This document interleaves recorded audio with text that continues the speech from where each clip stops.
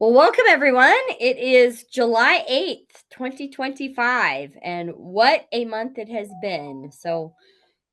I think Shmuel's going to share about what it was like dodging rockets there for a couple of weeks and his trip to Washington, D.C. And I don't know, what else have you got for us today, Shmuel? So yes, so let's start. I want to say that I say it every time I start a talk anywhere in the world that I'm not here to share news. In the end of the day, everybody has their own news outlets. What I can give that I think you won't get in the media is the notion and the feeling of what goes through our head. I think that's the biggest thing I can really bring to the conversation. That's really that I would even say that you cannot get anywhere else. The sense that there's a lot of psychology that cannot be predicted. And this is like a feeling, notions, emotions, predictions that go through the mind of Israelis in every given moment. And as friends of Israel, and as people who care about what goes with Israelis, I'm sure that you get your news whenever you get your news, but I want to try to share what are we experiencing these days. Okay? So let's start off by saying this. In a way, Israelis right now feel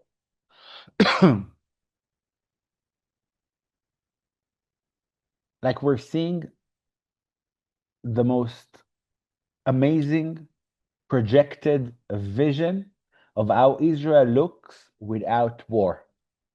I will explain. In the last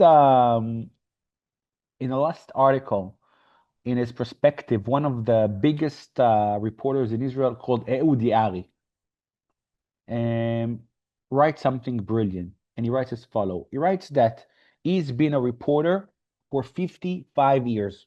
He's a really old guy. And he says, I know all the leaders of all the organizations on a personal basis. He says, even during the war on the 7th of October, I had communication with Sinwar. Imagine this like reporter who knows everybody, who really is on top of the stories in every given minute, anywhere in the Arab world.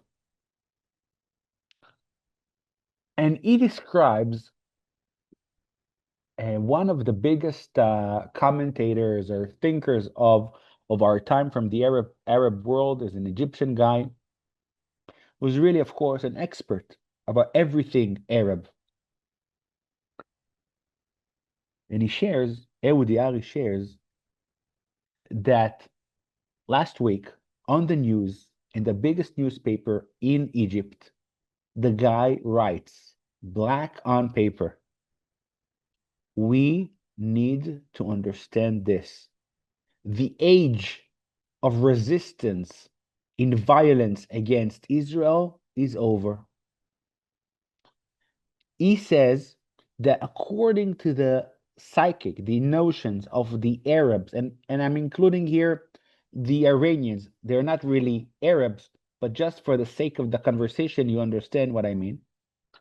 And they said that there was an honest goal, an honest vision that one day they will work together, all the Arab countries, and they're going to push together until the point Israel will break.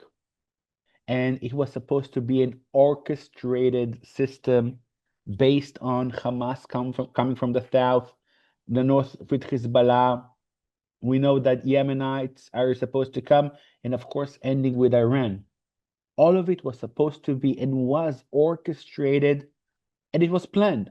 Everything was there, ready to go. And without Sinwar starting it, without nobody knowing, and they also found letters and they apologized for that. This feeling that Israel was really, there was a possibility that Israel will be destroyed. Hamas counted on Hezbollah, counted on Iran. Iran counted on all the others. They also predicted the Arabs from Israel are going to rise as well. And there was a clear vision that Israel will be destroyed. And now I want to bring you back to the 7th of October of 2023. In a way, this Zoom is going to be different than all others. If you ask me, this is the last Zoom we're going to talk about war in Gaza and maybe war in the Middle East. This is the shocking, dramatic news I'm going to tell you. I think my vision here, and this is based on everything I read and I see, is that there is no motivation and there's no belief that they will be able to eliminate and destroy Israel. And they when they don't and when they don't believe there's a possibility to do that, they won't do that. Now, I'm not predicting 20, 30 years from now. As for now, at this minute, all the biggest enemies of the Middle East know you cannot fight against Israel. You cannot win over Israel.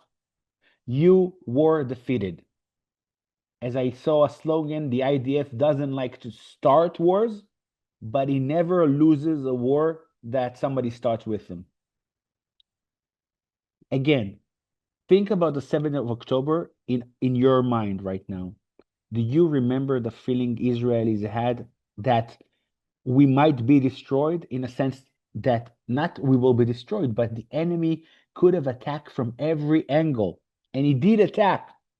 The feeling that we can come from different directions. In the midst of the war, there were 8 different areas, wars of zone. And that feeling is not here anymore. A short recap: Lebanon with the pagers, Syria fallen in a civil war, Iran 12-day war that will finish with a B, how do you call it? The B2?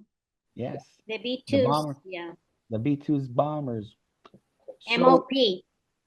everything, all the predictions of how Israel will end and be destroyed, etc., etc., everything here collapsed one level after another. And now the enemies stand and look at the situation and they understand they cannot physically harm us. And we said it many times and we will repeat it again. Here in the Middle East, it's a bad neighborhood. If somebody here came from a bad neighborhood, you know, the rules of the streets are true everywhere. It's sad to say, but the rules of the street says the person or the group with power will win the battle and nobody would like to stand against them or fight against them. It means that unnecessarily you need to be the strongest. You need to look like the strongest. Iran in the last 40 years did exactly that. The way they spoke, the way they acted, they looked like the strongest. We were fearful from them. It's not a joke. I remind you that every home in Israel has a shelter since 1989 because this was the scheme. The scheme of things was that one day we will be attacked by Iran. And I'm not even talking about the nuclear power that was always there and is still there in the picture. I'm talking about even the ballistic missiles. You saw. You saw how the destruction came to Israel when it was destroyed. And yet, having said so, looking at the situation, we have, thank God, minimal numbers of casualties. A huge attack, minimal casualties. Baruch Hashem, thank God. Praise the Lord. The biggest fear of 40 years is vanished. All the enemies around us are gone. We look at the predictions of the future and it looks there's no more anymore. We'll talk in a second about Judea and Samaria. It's an interesting topic because this is maybe the only place that is still relevant. And then come this photo from today. I love this photo. This is a photo just a few hours ago. Do you see it well? President Trump welcoming Netanyahu. Look at the smile of Netanyahu, like a kid. I've never seen him in my life smiling like that. It's amazing, no? This smile represents something huge. It represents the idea that what we were always fear from, that all the enemies here already are vanished. We are looking at the future and we can actually see a future in the Middle East. I wanna say this. We have how can we say that? We have years of disappointment. Every time that there was a peace process, it collapsed. Every time we went to the Oslo Accords in Madrid, and I remember as a child, I remember it so clear. I mean, here, the philosophy of Israelis. I remember when Prime Minister Yitzhak Rabin was murdered, 1994. I was a child there. I remember coming to school, and if you remember, he was just on the verge of making a peace agreement as well. And he was almost gave up the Golan Heights and all of Judea and Samaria. And we went to demonstrate on the Golan Heights. I remember this as a child. You won't give away the Golan Heights. And he was murdered. And I remember that I came to school. And honestly, as a kid, I remember half of the kids were very happy. How are you happy of Prime Minister May murdered? For a child, the understanding that this person is going to give away all of Israel is going to bring us huge risk and the Golan Heights. Yes, it was the instincts of a child to see that and say it was wrong. Of course, our teachers and adults say you're never happy when somebody is murdered. Of course, not your prime minister. But I remember the fear Israelis had. Peace became this word that you need to be very scared of. Because every time the word peace came to the picture, it meant give up your land, bring more enemies in, bring Oslo Accords, bring Palestinian Authority. Think about all the times the word peace was connected to Israelis giving up land and power. I think the worst case was Prime Minister Ehud Barak and Ehud Olmert. The peace process with them was already negotiated to give 99% of the land, including separate Jerusalem from Israel, make the Kotel accessible with like international forces, and that's it. That was the word peace for Israelis. Unheard of. I'm not even talking about, the Gush Katif and what happened in Gaza in 2005. It happens all the time. Peace equals Israel gives up for the first time ever. And Prime Minister Netanyahu spoke about it, and President Trump spoke about it. For the first time ever, we look at a system of peace that comes from power. And the word I want to use is something that we saw in the past and is happening as we speak right now in DC. The second meeting is in 2 hours with with Prime Minister Netanyahu and Donald Trump. The word I want to use is the Abraham Accords. The Abraham Accords is something we already saw in the last time Trump was in power. Peace with Dubai, with Bahrain, with Morocco, countries that understand the power of Israel and wants to come and work with them from respect. Not saying, okay, let's you give up a bit of land and we are willing not to fight against you. No, peace that comes from respect, peace that comes with negotiation and real partnership.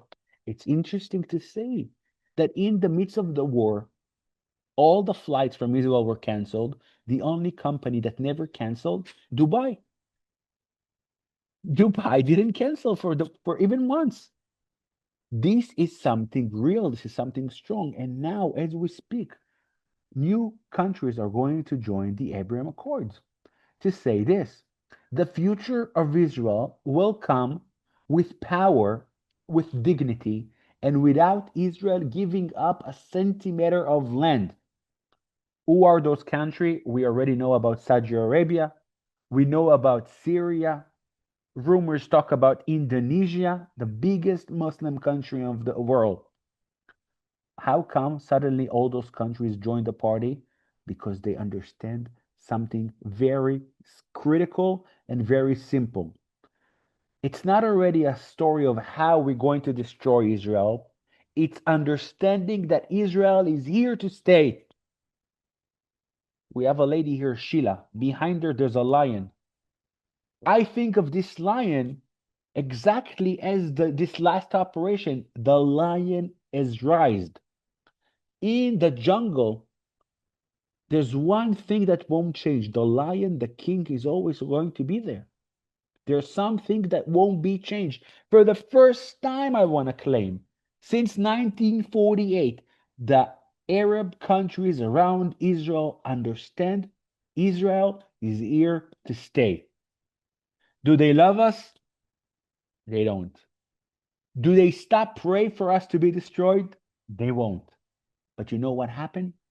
Deep down in themselves, they understand we don't or we can't even mess with Israel anymore. We tried, we did our best, we attacked from all angles, all the power, all the forces at once, and Israel, this small country, defeated all the enemies around her. And the Abraham Accord is a show of respect. It brings me exactly to what Kim said that I had the privilege to participate last week in the biggest carnival of sporting Israel. And I say carnival because I want to say this. I saw one of the leading pastors of Kufi, and I told him, you need to take your money and bring the most pessimistic, sad people in Israel to visit this summit. Because when you're there, the energy and the love for Israel is so big that you cannot leave the place not optimistic and not happy and don't feel encouraged. I'm talking about hundreds of people supporting Israel, raising Israeli flags, blessing Israel, praying for Israel. I'm talking about a situation where a random Israeli walked through the corridors and just people hug them. You're from Israel. We need to hug you. We need to bless you. The love there is poured in buckets. And being at that event a couple of times already, I'm used to it. But this time I had a privilege to see a couple of new Israelis for the first time ever joining the group. They were amazed. They were shocked. I want to share. I've learned a lot and I heard a lot of very strong ideas in the summit, but I want to share just one thing that touched my heart. One of the speakers, and I think it was the most important speaker, to be honest, was Yechiel Leiter. Now, I asked him this morning, I had a Zoom morning with Australia. I asked, who is Yechiel Leiter? Nobody knew. So I'm going to ask the American audience, who is Yechiel Leiter?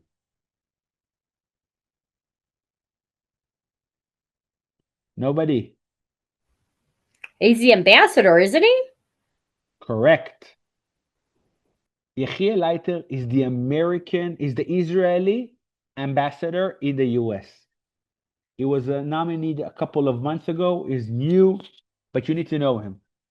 In the photos that were released from the meetings of President Trump and Bibi, you will see a table. One of them sitting is Yechiel Leiter. How would you recognize him? There are two people who wear kippah. Number one is Dermer. Dermer is one of the advisors and a minister in the government in Israel, very strong friend of Bibi. And the other one, older, is Yechiel Leiter. So he was a very influential person in Israel. He did a lot of things in the government and other places. Was a well-known person, but unfortunately, just a couple of months ago, he lost his son. His son Moshe had 5 children, and he was a reservist in the army, of course, and he fell.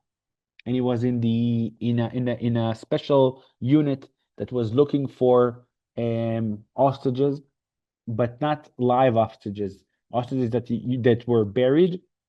And what happened that he arrived to a home with the tunnel that was supposed to have those hostages.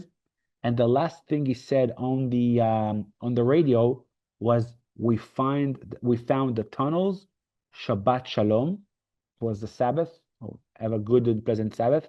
And then, boom, there was an explosion.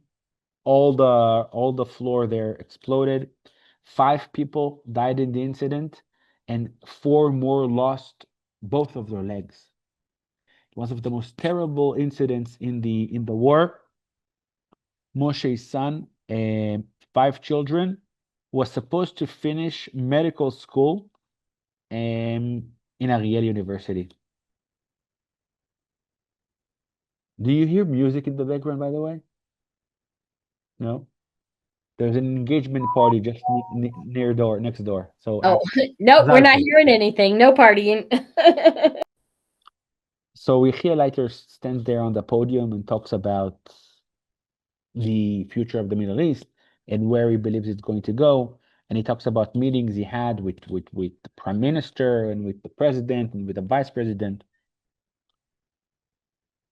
And then he shares a story.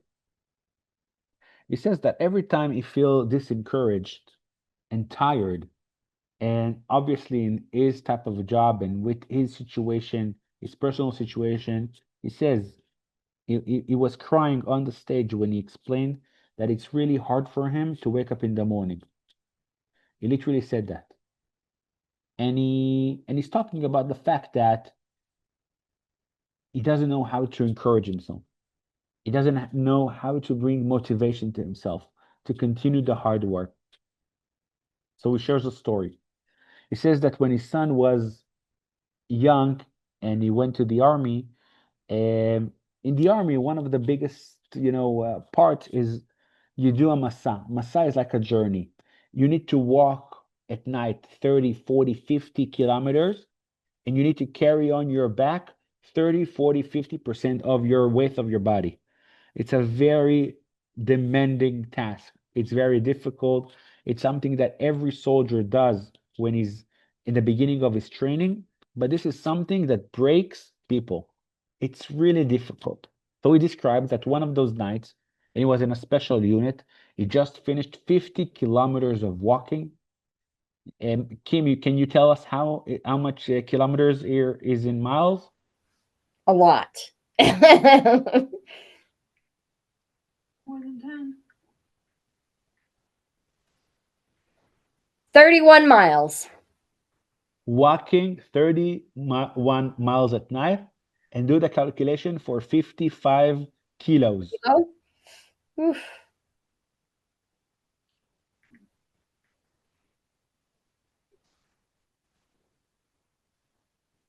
121 pounds. This is something impossible. Sheesh. This is something crazy to be. You cannot imagine you will take one step with it and then you need to go all those miles. It's the most challenging thing soldier go through. And we all know that the biggest thing that happened, oh, just a second. Today's Tuesday, right? Tuesday, right? Today is Tuesday. Right. Sorry, I just got a notification.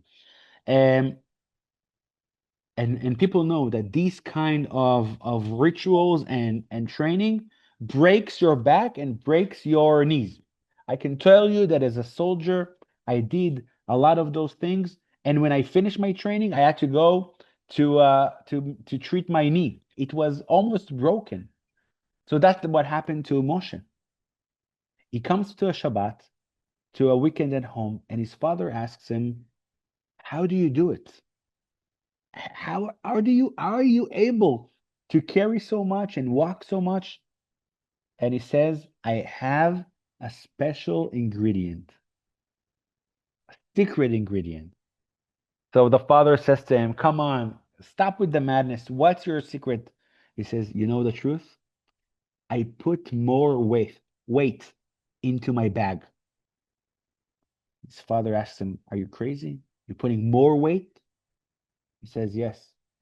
When I walk at those lonely nights, being a soldier in the Israeli Defense Force, I put inside my bag also the memories and the prayers of my grandmother and grandfather who had a dream to become part of Israel.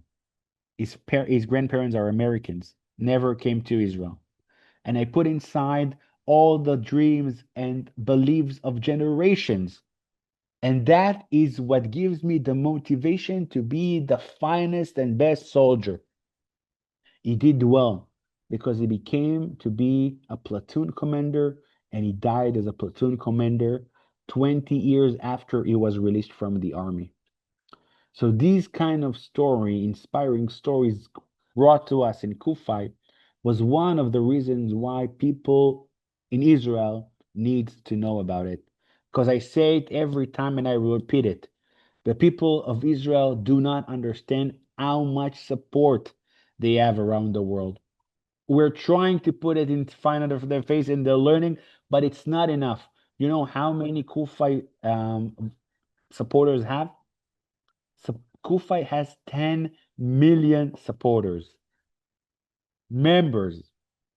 These numbers are huge, and only to tell you how much power there is of support outside of Israel. But all of that um, has a big changed for me. And I will share with you, Kim. I decided to share the personal story that happened to us last Yeah, week. for sure. I don't think we can avoid it. It sits on my heart. Yeah, it's too close. So the stories goes as follow. I wish it was a story, but that was the reality. I got a lot of responses to my weekly portion last week. This week portion, I talked about Moses eating the rock twice and not speaking to it. And I explained it in a way that sometimes in life, things don't work the way you wanted. And you get surprises. And the biggest thing in life is to understand how to cope with surprises and how the basic understanding needs to be that you are not the boss. Whatever you want is great, but you don't make the shots, and there's only one boss who's in charge of everything, God. So it goes as follow. The full story. Last November of 2024, I was visiting the US. The first stop was in Texas. I'm not gonna go into the small details, but it was in Texas. And we went to visit a friend of ours, friend of CFYC, a supporter, a donor, somebody close to our heart and who's been a member for many, many years, who's done a lot. And so I enter his home. And just before I enter his home, I read on the news that a friend of mine, not one of my best friends, but somebody that I know closely, lost his daughter in the war. His name was Ivry Dickstein. And they published a photo of him with his wife. The soldier was married a year ago, and there's like a photo of two beautiful young couple. So I enter my friend's home. His name is Ron, and he asked me this question, a weird question. Nobody asked this question before. He asked me, Shmuel, if there's one thing that needs to be changed in Israel and needs support in Israel, what is it? Now, you all know what we do usually. We are working with Judea and Samaria, CFOIC, Christian Friends of Israeli Communities. We deal with communities in Judea and Samaria and where they struggle, and we help them and we support them. That's our work. Thank God there's a lot of work in that field. But at that moment, when he came to me with this question, my heart wasn't where my head was. And I wasn't talking from my head as the director of an organization. I spoke as an Israeli that just saw a photo of a young guy leaving his widow, 23 years old. So I told him, what really rips my heart is the story of the widows and the orphans. That's what I said. Again, this is not my scope of things that I'm deal with. And Ron says to me, before you entered the room, I told God that if you will mention something about orphans and widows, I'm going to work with you and we're going to do something great for Israel. I was surprised. And again, I don't know why I said orphans and widows from all the things that I could say. I didn't understand. But at that moment, both me and him understood this is from God. That he thinks about it before I come and I enter and I say it. It's God. It's God. Okay. I told him, my friend, I'll be honest with you. This is the one thing CFOIC we never doubt. We don't take money when it's not needed. We're not going to waste your time, energy, and money with donations and tell you not to worry, we're going to find something to do with it. I'm only going to come back to you proposing a specific project that will make a difference in Israel in that field. I'm not going to waste your time, energy, and money. So we separated, and I started working on it. But the truth is, I'm very busy, so I didn't have time to deal with that, and I gave it to my wife. Why my wife? Because number one, my wife knows Israel. She was born in Israel. She born in Samaria. She knows everything here. She knows a lot of people, and she's a researcher. She just had her PhD finished in education. And I thought this is a research work, so she can do it. I gave it to her. I told her, you want to do it? She says, of course, there's an opportunity to help Israel. Let's do it. She doesn't work for CFOIC. She's just a volunteer, you can call it. And she had a lot of work put into it. She really worked hard. And she revealed a lot of things. She spoke with 30 people in Israel, 30 different organizations and initiatives about orphans and widows. And she got into a very interesting conclusion. That's good news. Orphans and widows don't need money. Thank God the state of Israel covers all their needs. But developing conversation with our friend Ron, we understood that he wanted to bring something that will change the future for people in those hard cases. So we thought about it. Michal, me. Unfortunately, Israel has a lot to give to the world and to teach the world with many different things. A lot of innovation in Israel, a lot of things that were invented here. But one of the things that Israel is the leading force in, unfortunately, is horrible news. It's terror, it's war, it's bad incidents. And because of that, Israel is also the leading power in resilience. Think about what Israelis are going through from the establishment of Israel in 1948.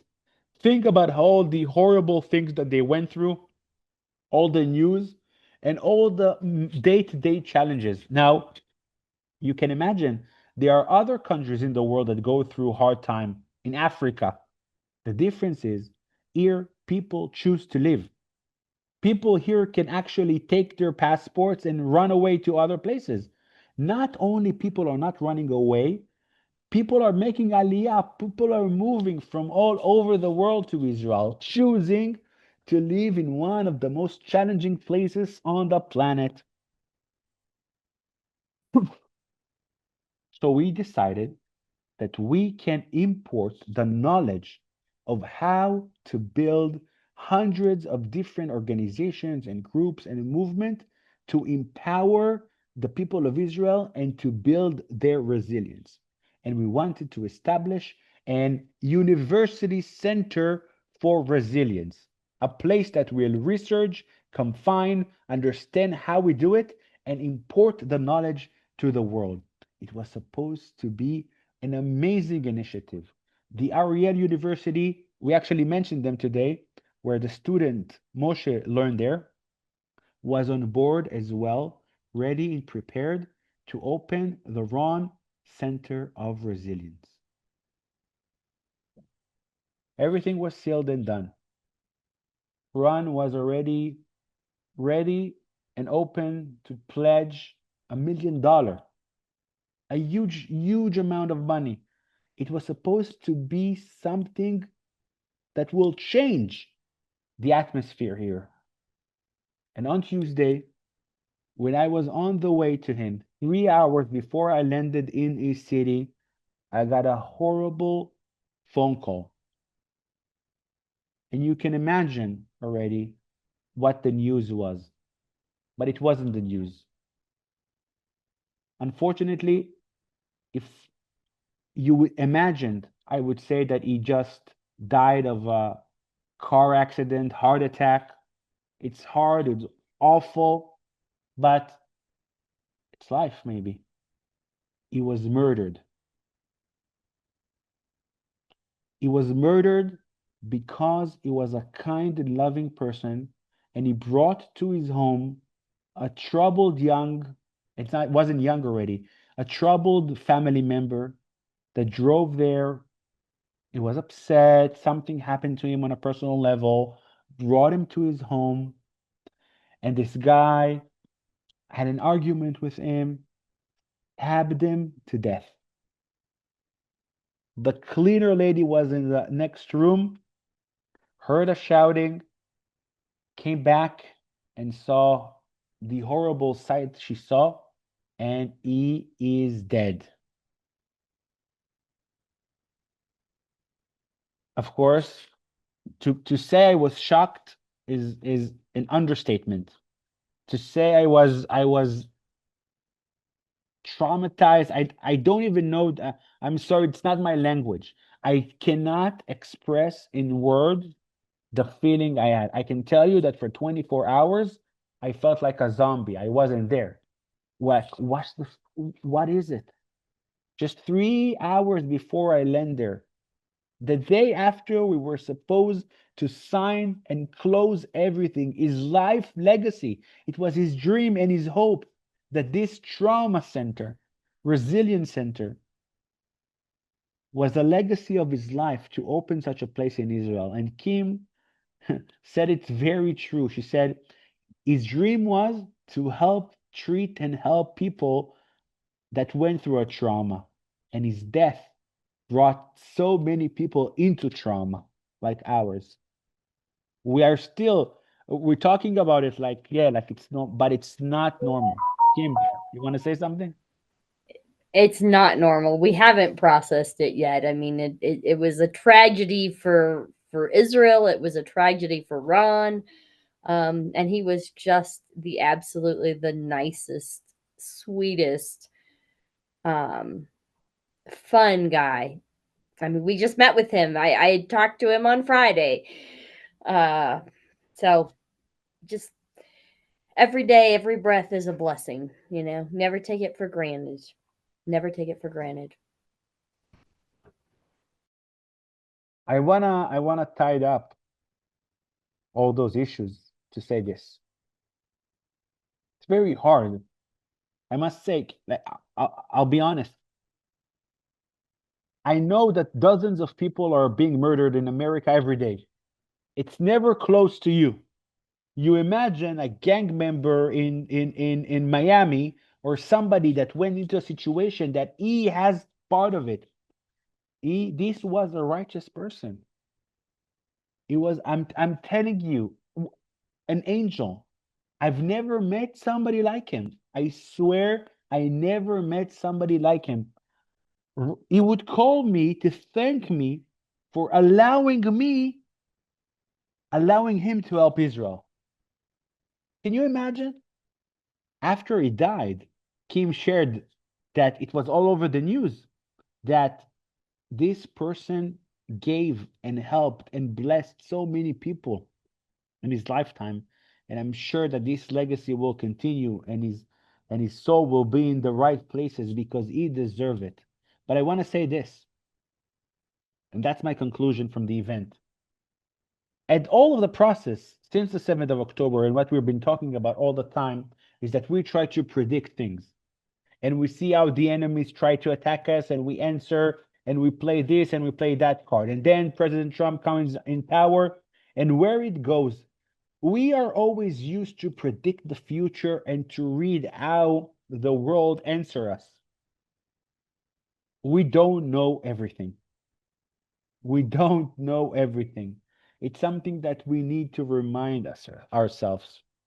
We did so much, and so much was done to finish the war in so many elements and so many blessings in victory. And we need our hostages back right now. And we don't know whether it's good to finish the war now or to fight more and bring them later. We don't know. We don't know. We are only human beings. And I'm saying it because, in the midst of everything and all the courageous elements, and President Trump and Bibi Netanyahu and the pilots, we give a lot of credit all the time to players on the game. But all of them are only elements. The big game is being played, orchestrated, and delivered by the one and only God. I say it because we tend to forget it. And we tend to give a lot of credit for the news and this person and then that person. And when you look at the bigger picture, you understand we are left with questions, we are left with doubts, but we know one thing for sure: God is running the program and the system, and He's there at exactly where He needs to be. And all the things that are we're trying to play and to see and predict, and oh no, let's see what's going to happen in the meeting coming soon. Not too worried. God will always be there for us, always will be good to His people. His covenant is everlasting, and we are only part of this covenant. And I hope that all those things are going to be in the merit of our friend Ron. That's the one thing we can learn. The only job we have is to do good, hope for good, and try to do the best with our possibilities, with our power, with what we do in life. He had a magnificent life story, and I will dedicate time to record a personal message about him. And I want to try to tell his story. I think he had a magnificent story that really teaches a lot about courage and resilience, how to stand up and start from nothing, from scratch, really from nothing, and be your own powerhouse and bless the world, knowing it's not you, it's only from God. That's what I believe he left his legacy, and this is what the lesson I want to learn today. We have some time for questions, please. You can chat them or just unmute yourself and ask. We've got a small group today, so I don't know. Anybody curious on anything that's going on? Comments?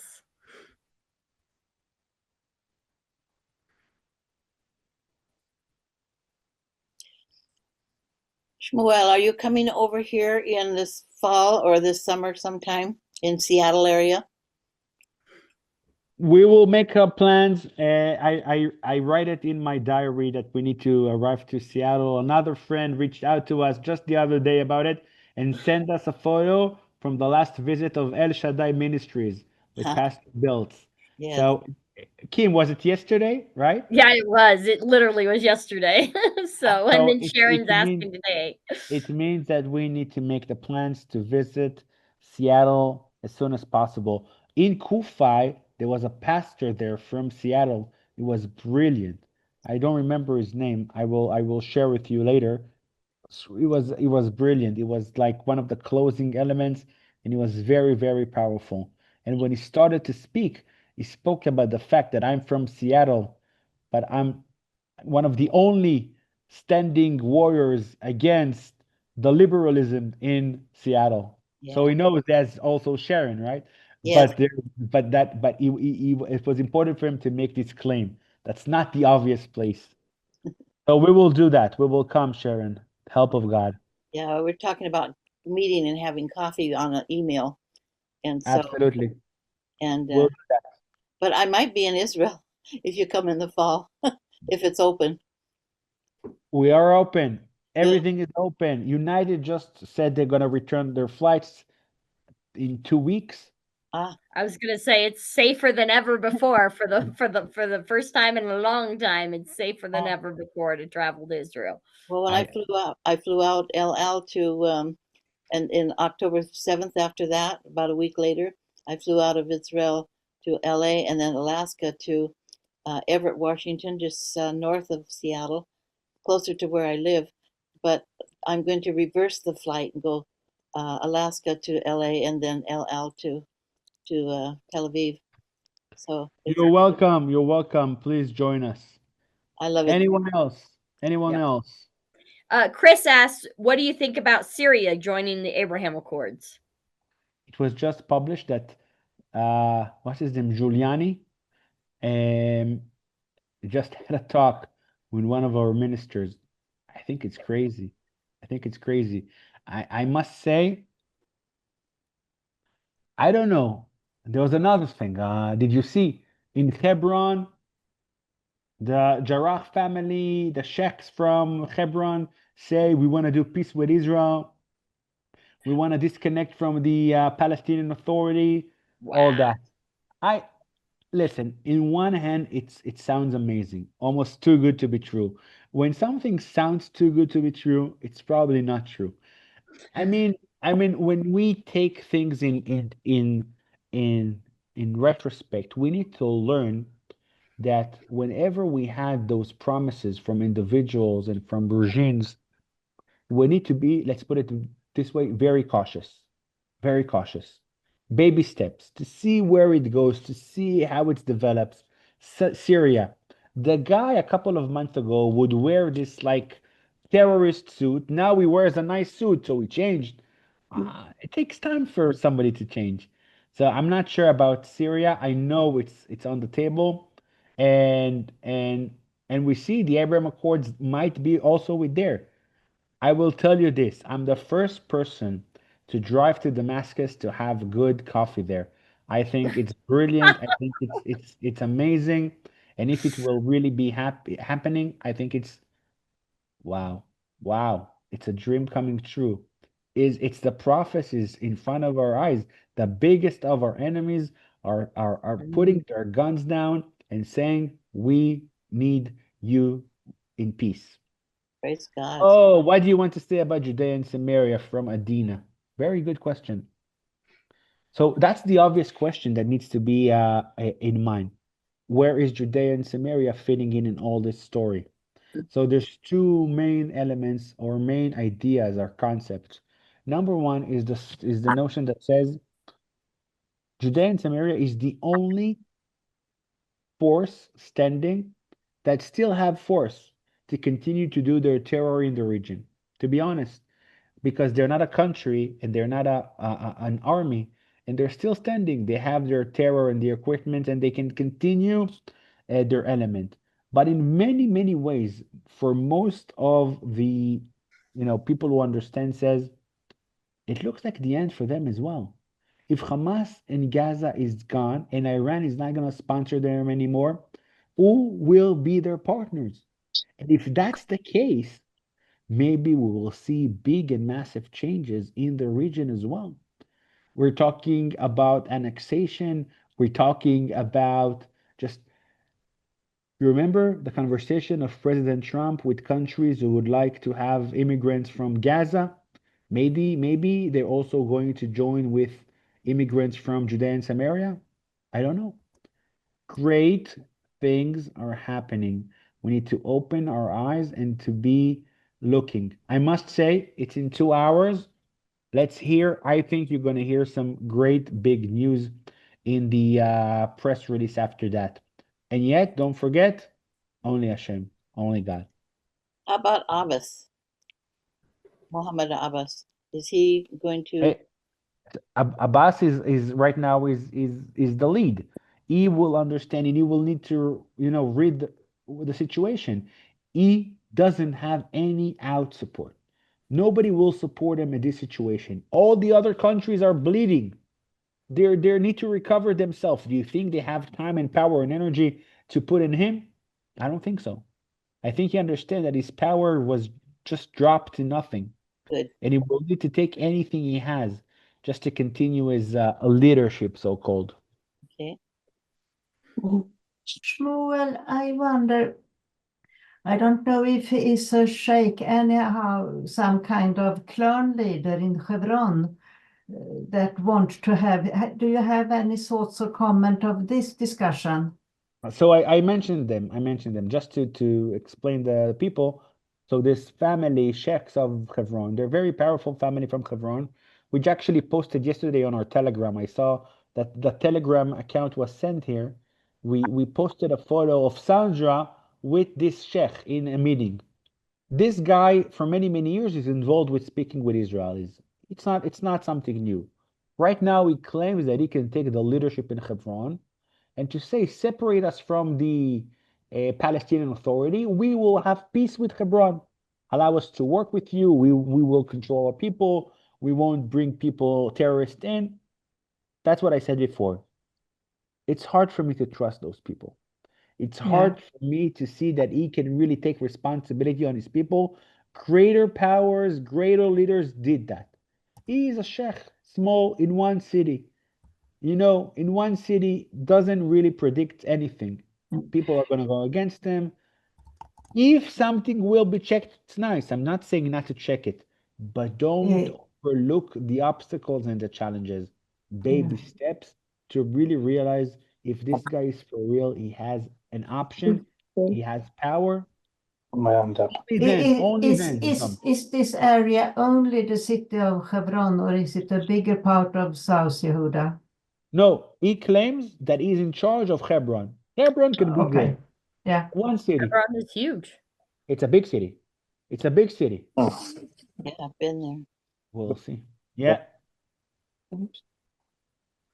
Wow. Yes, Bren, sir. did you have a question, Bren? Is Phil? Phil wants to answer. Oh, Phil. Hi, Phil. Hi, Kim. Hi, Shmuel. Aye. Yeah. I find it rather bizarre that at the moment President Netanyahu and Trump are meeting, and yet in London we have Macron and Starmer who are meeting, and it's rumored they are going to discuss the recognition of a Palestinian state. So I'm just wondering, it's bizarre that I don't know, we're just going backwards so much. We're in a mess in the UK. In a mess. And it's strange, really, that in the 1920s, both the British and the French swore that they would never actually recognize another state within Judea and Samaria. And yet they think they're going to sneak it in this week. I just wonder if you have any thoughts on that. It's not lawful, but Yeah, it's illegal. Going to do it. I've said it many times, especially in my Australian tour.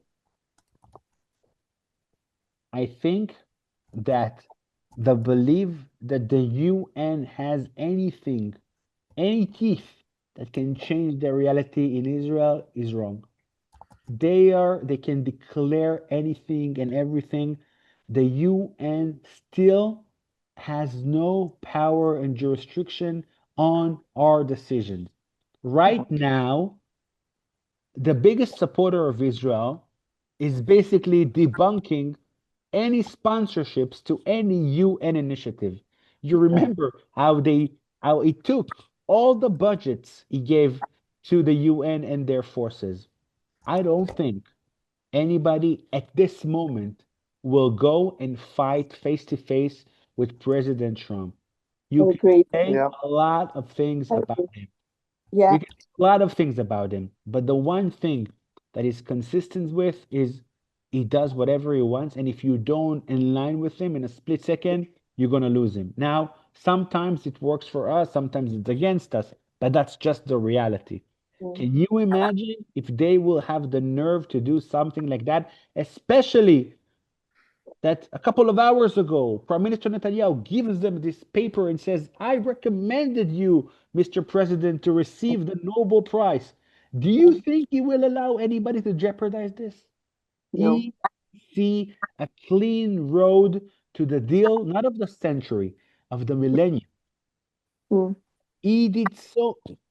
We need to give it to him. In the last couple of months, he did so much to stable the world.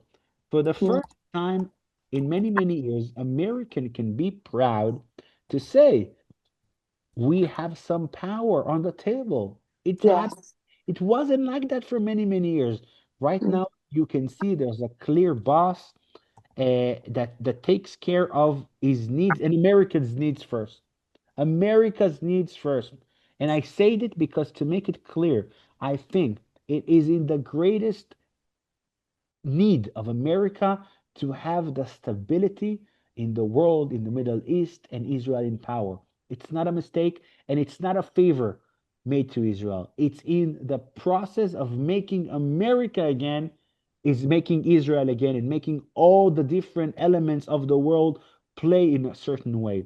You cannot give the power to the destruction powers of the world. You need to give power to the communities and to the nations that build, not destroyed.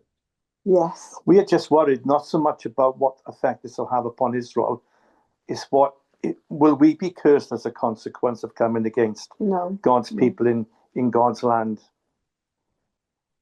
Mm. Because in the UK, you know, well, we're in a mess, and most people are really fed up. I doubt if this government would get back in again. And I personally, I don't think Starmer will go ahead because I think he's afraid of Trump, which is good. Um, but it's just that, well, we just feel that what effect will it have on my grandchild, you know? And why are they not speaking for most of the people? You know, they shouldn't be. I mean, I think in France they've got a mess as well, and I think they're just trying to divert, you know, from all that. But we've got a massive problem at the moment with immigration, and they're doing nothing about it. And people are really, really worried. You know, and our Jewish communities Scared. are worried, and we we have connected with our local Jewish community, and I'm meeting with some tomorrow, some ladies in the Jewish community in Cardiff, and you know they are worried. And the thing is, our Jewish community has put a lot into our country. They've never taken. They've always given. They part and parcel of our society, and at the moment, it's all about Islam, you know, and they are, you know. I'm digressing here. No, Yeah. no, no, no, no. You're Pray not for us. digressing. Pray for us. You're not because what you are bringing up is a concern of many people in Western societies. They see their state and their country being destroyed Mm, by the woke propaganda of liberalism and mm, human rights. In the name of human rights, I'm mm. sorry to say, but your government and your nation and your continent allow a flood of immigrants that are destroying you from inside. It's hard to Yeah. say, but it's true. Yes. No, that Yes. is very true. My Mm, only prediction and my only maybe hope is this. I really believe that it takes time to people to realize what happens in front of their eyes.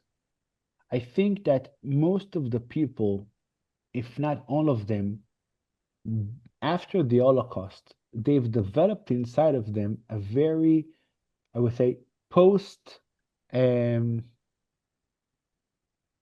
I say maybe mm, post-traumatic syndrome of opinions. I'll put it this way. I'm referring to Douglas Murray, who mm, always explains the fact that when you see forces that are fighting for mm. individual rights, you understand that something in the back of their head is we want to be good people. Don't want to be the evil people from the past. In a very interesting way, the people that stood against Jewish people in World War II, their children and their great grandchildren are now standing and saying, we won't condemn any person We're going to put his rights and his beliefs at the first priority. What happened in the years to come is that with this influx of relativism that says we need to be pluralistic and we need to be liberal and we need to allow people to live and do whatever they believe in, you entered in the back door of your countries people that are taking advantage of it. And they're mm, playing and maneuvering you to the extent that you can see attacks being made, and the media cannot say a Muslim immigrant. They cannot say young teenagers or people with whatever. They won't say it because they're afraid to be those old fashioned racists. Having said that, I think that the world understands that if we won't stand and fight for their own rights, for your rights, you will be swallowed. mm, And countries, many countries, by the mm, way, the first country who did it is Germany. This is the country that was scared the most from becoming racist again, but they saw and they said, you're taking advantage of our good hearts and our will to allow everybody in. And countries by countries are going to wake up, then they will understand that we need to fight for what's ours. Now, don't go far. In the great city of New York, they're yeah, now fighting against a mayor that is in this with 2 million Jewish people inside. yeah, You know why? yeah, Because those yeah, Jewish people cannot say something racist about where he's from. They're mm, afraid. mm, So what I'm saying is people will stand up, need to stand up, need to wake up, and need to understand that if they're not going to speak their truth, mm, they will be swallowed. They mm, will be tortured on the street. I mm, recommend yet again Douglas Murray's book, and the first one, The Weird Death of Europe, that step by step describe this awful situation. Like Douglas, I don't think it's the end yet. I think there's things to do, there's things to stand for. I want to finish off because we already crossed our time limit by telling you this. There was a guy in Israel called Rabbi D. Rabbi D had an awful incident 2 years ago, maybe 2.5 years ago. Drove with his wife and his 4 daughters in the Jordan Valley, and the wife and 2 daughters were murdered. Awful story. Awful story. Rabbi D, 2 weeks ago, he was engaged to be married. 2 years ago, 2 weeks ago, after 2.5 years alone. I heard him once speaking and saying something very true. I take it with me and I quote, it was him who taught me that. He says that he's walking and traveling the world to speak about his daughter and his wife and all the incidents that happened to him. And he says to all the students and all the local people, you know what's the first move to do? Don't go with an Israel flag to the streets. Go with your flag to the streets. Go with the American flag, go with the British flag, go with your local flag to the streets and show pride in your nation, in your government, and you say, I'm standing with my nation. When you're standing with your nation and you're showing you're proud with your nation, the enemy will understand you have something you believe in. They don't see that you have something that you believe in, that you follow. They think you are like a leaf that has no past and, of course, no future. This is what we need to resist. Go with your own flag and see how the enemy escapes when they see you have something to fight for and to stand for. That's the advice he said, and I really hope it will be recalled. Thank you, Shmuel. My friends, thank you so much for this lovely event. I hope we'll meet again with amazing, exciting news next time. Yes. Amen. Amen. Have a great summer. We'll see y'all next month.